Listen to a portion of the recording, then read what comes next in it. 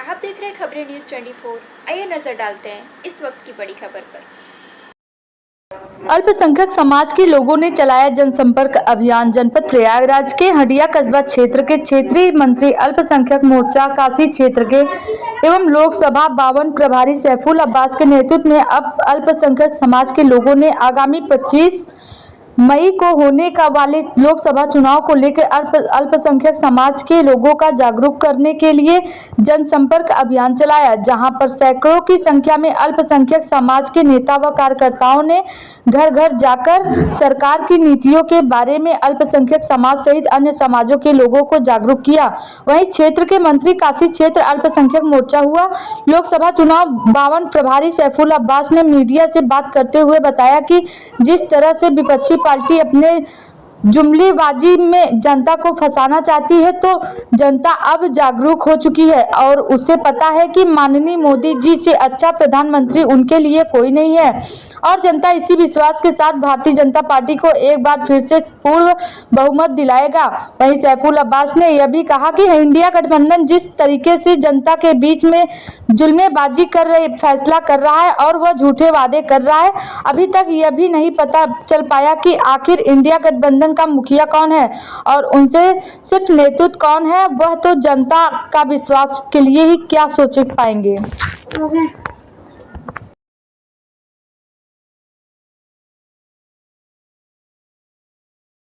आपके नेतृत्व में भदोही लोकसभा में देखा जाए तो बड़ी संख्या मुस्लिम समाज के लोग जो संपर्क कर रहे हैं और वहीं इंडिया गठबंधन के प्रत्याशी और नेता कर रहे हैं कि मुसलमानों के ऊपर दबाव बनाया जा रहा है। देखिए, ये प्रोपेगेंडा गैंग है, तरह तरह की का प्रोपेगेंडा छोड़ती है और ये समाज के अंदर भ्रष्टाचार पैदा करना और तमाम भ्रम फैलाने का काम ये अपने जब इनकी सरकारें नहीं थी ये लोग ऐसा करते भी आए हैं और इन लोगों का विश्वास है प्रोपेगेंडे पर।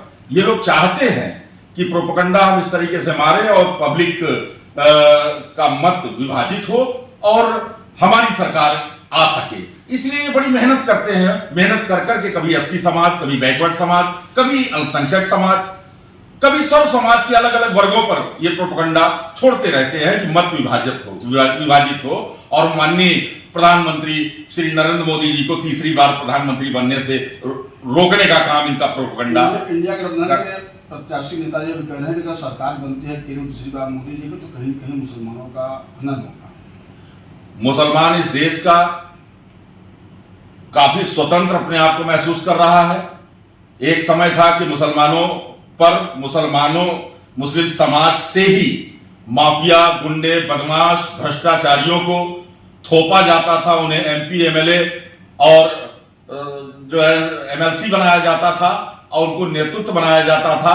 आज मुस्लिम समाज इन माफियाओं से मुक्त है और मुस्लिम समाज भारतीय जनता पार्टी की सरकार में काफी ज्यादा विकास कर रहा है और अपने आप को काफी मजबूत महसूस कर रहा है। अभी यूपीएससी का रिजल्ट आया है, आप देखिए उसमें मुस्लिम समाज के बच्चों ने अच्छा प्रदर्शन किया है।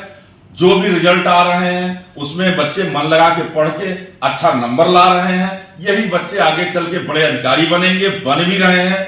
इससे पहले मुस्लिम समाज निराश रहता था कि हमें नौकरी नहीं मिलेगी, हम पढ़ा नहीं पाएंगे, पढ़ नहीं पाएंगे।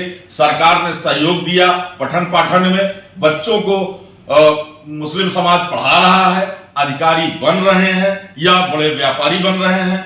आज वो स्थिति भ्रम की नहीं है जो कि कल रहा करती थी कि हमारा नौजवान, हमारे ही कौम का कोई बड़ा माफिया जो कि सांसद, विधायक, एमएलसी के रूप में समाज में रन कर रहा है और हमारा नौजवान उनको अपना आइडियल मानता था। लेकिन उनका यह भी आरोप है कि इस सरकार में सबसे ज्यादा अगर हनन हुआ तो मुसलमानों को हुआ। कई अतीक अहमद का नाम आता है, अब्बास अंसारी का नाम आता है, शहाबुद्दीन का नाम आता है कि बीजेपी की सरकार में मुसलमान क्यों मारे। मुसलमानों का नहीं हुआ है, माफियाओं का हुआ है, माफियाओं का हुआ है, गुंडों का हुआ है पतन और पतन होना भी चाहिए क्योंकि ये विकास के लाइन में ये बहुत बड़े अवरोध होते हैं। जिस देश का, जिस प्रदेश का इंफ्रास्ट्रक्चर और लॉ एंड ऑर्डर में अच्छा होगा उस देश और उस प्रदेश का विकास जल्दी होता है। ये माफिया विकास के राह में रोड़ा सदा रहे हैं और आज भी हैं।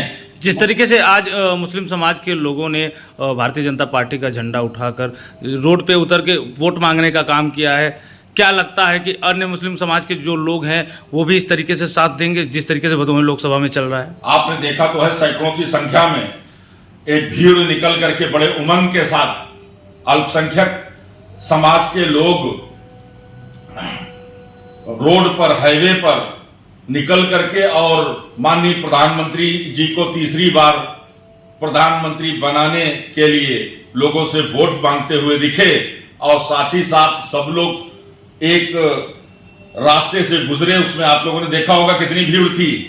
तो अल्पसंख्यक समाज निकल करके डोर टू डोर अपनी आबादियों में और सौर समाज की आबादी में जा करके और बड़े विश्वास के साथ और विश्वास दिलाते हुए माननीय प्रधानमंत्री जी श्री नरेंद्र मोदी जी को तीसरी बार प्रधानमंत्री बनाने के लिए वोट मांग रहा है और विश्वास दिला रहा है कि विश्वास के साथ ये तीसरी बार सरकार बनेगी तो आपका देश मजबूत होगा, आप मजबूत होंगे। आपके बीच में जो भी टूटियां हैं, चाहे वो गुंडागर्दी हो, माफियागर्दी हो, भ्रष्टाचार हो, कहीं पर प्रशासनिक ही कोई अगर गड़बड़ी है तो उसको आने वाले वक्त में माननीय प्रधानमंत्री जी, माननीय श्री मुख्यमंत्री योगी आदित्यनाथ जी के निर्देशों पर ठीक किया जाएगा। आपको एक अच्छा समाज मिलने वाला है। तो इंडिया गठबंधन मुसलमानों को अपना मूल वोटर मानती है। इंडिया गठबंधन मुसलमान को अपना मूल वोटर मानती है। जी नहीं, इंडिया गठबंधन का मतलब आज तक समझ में ही नहीं आया कि इनका प्रधानमंत्री कौन बनेगा और इनमें कितने दल शामिल हैं। इंडिया गठबंधन का मतलब ही आज तक ये न समझा पाए और ना ही फिलहाल जनता समझ पाई है। और बस इनको प्रोपेगेंडा गैंग कहा जाए तो ज्यादा अच्छा है। ये प्रोपेगेंडा गैंग है, प्रोपेगेंडा मारते हैं और ये पब्लिक में निराशा, हताशा का माहौल देखना चाहते हैं।